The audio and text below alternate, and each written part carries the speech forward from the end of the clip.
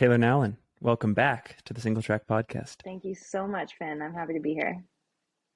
So last time we talked, you had just secured a golden ticket to Western States via Black Canyon.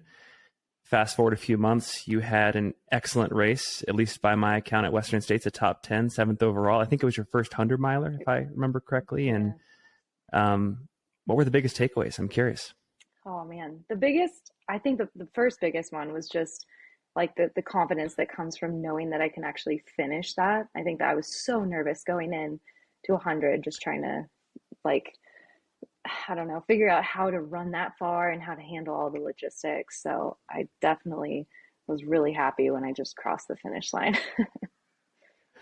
Are there any things, and obviously with each 100 miler, you learn a ton, and there's things that like in retrospect, you wish you tweaked, but you're not doing that again at UTMB, like you're doing CCC, but it's still a big race. Are there any adjustments you're looking to make that you've maybe worked on in training for this one?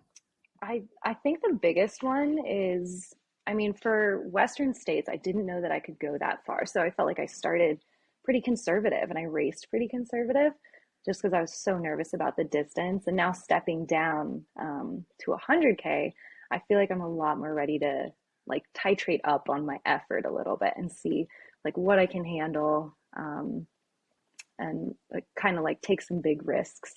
And I think if I don't take those risks, then there could really easily be some potential left out on the table. So that's my takeaway. So you are attempting, in my mind, a version of the Western States UTMB double. You're doing Western States and CCC, so slightly modified, but it's still a challenge, and there's still a relatively limited time frame to recover and put in solid work again. How are you approaching that? Like, how much time did you take off after Western, and maybe walk us through what you've done specifically for this race? For sure. So I really took some notes from Emily Hoggood, actually, who last year, of course, did the Western States UTMB Textbook. double. Amazing. So of course I asked her, like, what did you do? And just decided like, I'm going to do that. So the first week after Western States, I did nothing. I don't know that I could have done things if I wanted to. So that was easy. The second week I did like some kind of easy runs, more bike rides, but like nothing substantial. And then after that, I feel like I actually kind of made a mistake here, but I just assumed that I could like jump right back into my pre-Western States training and like add some vert to it.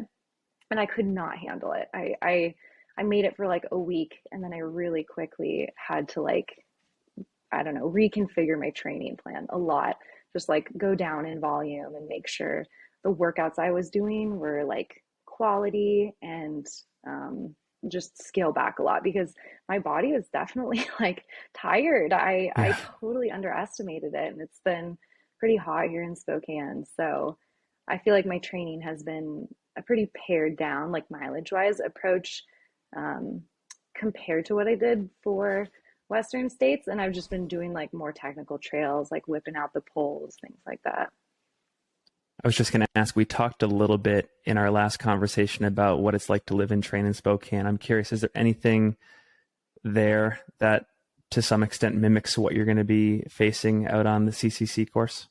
I feel like to get to like the gnarliest terrain, you have to drive a little bit. The thing that's probably closest to my house is there's two different, actually, about like 3,000 foot climbs that I've been doing like repeats of. Just on like the local mountains, but I'm hoping to drive down to McCall like later in the week. And then anything up towards like Canada, the Selkirks are like super rocky and gnarly. And I feel like it's actually really good training for like how crazy it is to be in Chamonix and all those trails. Cool. I have been noticing on Instagram and Strava that getting over to Chamonix as early as possible is like quite the rage this year. And it's not just the Adidas Terrex team, but it seems like it's everybody. And maybe it's because of the Jim Walmsley effect. I'm not really sure. Are you getting over there to some extent early to do some course previewing and just getting acquainted? I'm getting there on the 16th. So I'll have like 10 days beforehand, but just because that's all I could actually get off work.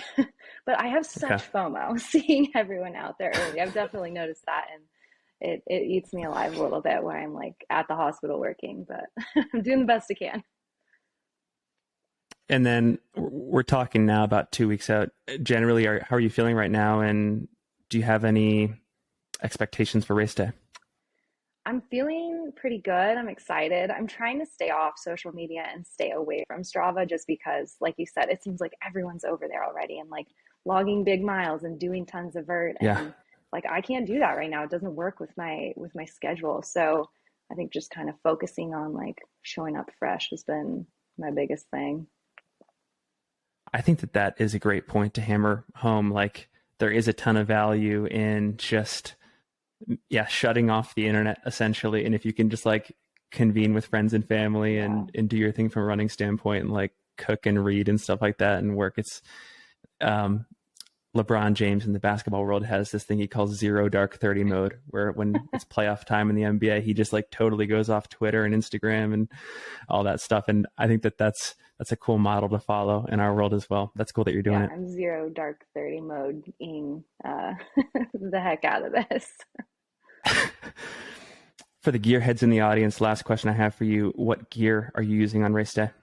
I mean, I feel like the shoes are the most essential part. So I'm running in the Adidas Terrex Speed Ultra. I feel like that's what you'll see probably most of the Terrex athletes running in. It's their like Okay. light, fast, but still really tough, like racing shoe.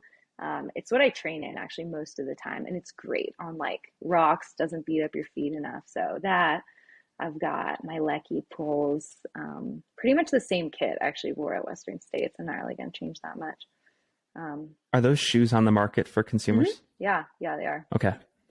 Okay. Yeah. I'm always curious if people are out there like in protos. No, So no. that's cool. I'm sure some people have some, but yeah, no, that's like my go-to shoe, and it's always on their site. You can Amazon Prime it if you want to. Yeah, those are the main pieces of gear. I've got like my 5-year-old space blanket that I have in like all my all my emergency kits that I just am bringing back once again. I forgot to ask at the top of the conversation, is this your first time racing in Europe in addition to just being in Chamonix? No, actually, I raced OCC last year. Oh my gosh. I feel like every time I talk with you, I always miss like critical points of research that I should have gotten, but like ultra sign up is not totally reliable. No. Anyways, I'm making excuses.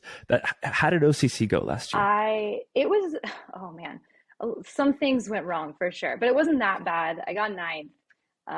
But I had the roughest start I've That's probably awesome. ever had at a race.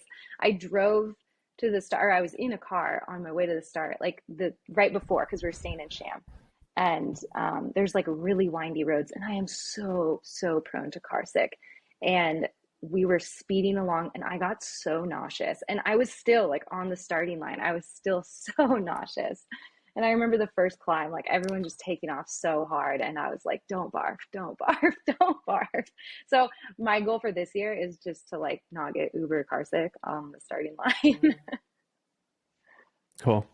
Well, I am super excited to follow your race here in a couple weeks, and I promise in our next interview to be more diligent with my research and to realize that you've been there and done that.